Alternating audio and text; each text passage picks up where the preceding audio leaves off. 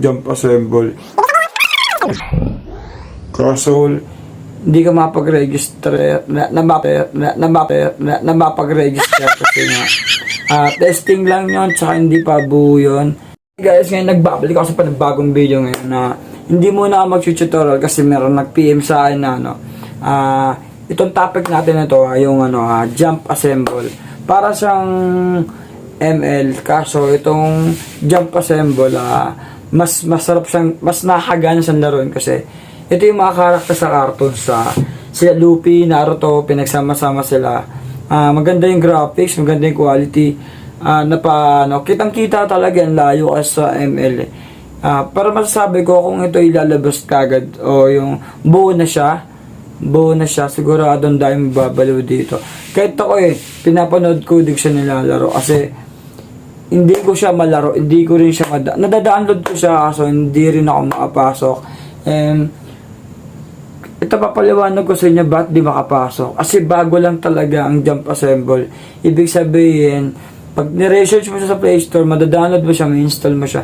Kaso, hindi ka mapag-register kasi nga testing lang yon, tsaka hindi pa buo yun. And ang dami kasi naglalabasan sa YouTube na hindi naman ang dami sinasabi na yung parang may ginagawa sila para maggumana, para mangakit ng views. And hindi ko naman sinisiraan kaso parang daming umaasa. Ang ko lang kasi dapat yung legit dapat kasi madaming gusto maglaro ng ganyan.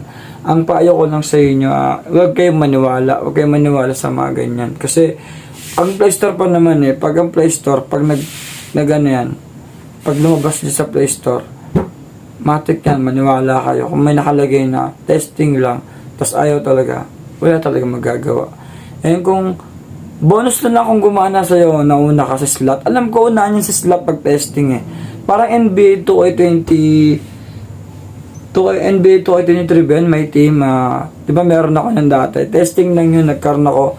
Kaso tinanggal ng Play Store. And itong pinagkaiba kasi itong NBA na to tsaka sa jump assemble, ito talaga lalabas talaga sa atin, lalabas talaga sa Android, at sigurado lalabas to pag nabuo na siya, pag okay na talagang lahat makakalaro tayo.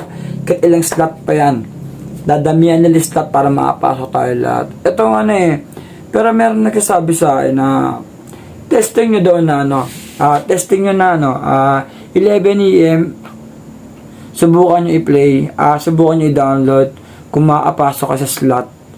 Kasi sabi ko, ang pagkaintindi ko sa slot, talagang kung ano lang nilabas na slot, yun lang yun. Kasi hindi naman maalis yun, kasi nakaregister na sila Kunyari, ang slot na nilabas lang ng jump assemble is, siguro sabihin natin 3K, ito 3K lang talaga makakalaro dun. Kasi sabihin mo, hindi maglalaro isa, hindi ka pa rin makapasok. Sabi daw, unahan daw. Hindi. Ako inaantay ko talaga mabuo yun para makapaglaro. Ako excited na rin. And kahit saan nyo siya i-download, subukan nyo, sige. Subukan natin na i-download sa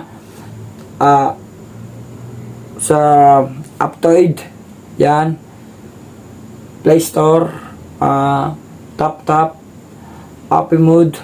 Tutuhap. Easy Market. Try nyo yan. Try nyo download kung gagana sa inyo. Try nyo ng 11 AM, 11 PM. And guys, sana yung sa paliwanag ko ito, nakinig kayo and medyo kumalma kayo. Na hindi naman kailangan magmadali Kasi kung ganun lang gagawin, makapaglaro ka nga, hindi naman pala buo. Mas maganda na yung buo, diba? Katulad ako, na bad trip ako sa NBA na yan. NBA talaga hindi tayo magkakaroon hindi na magkakaroon ng Android. Malabo na. Ewan ko lang 2K24 na to, inaantay ko rin yan.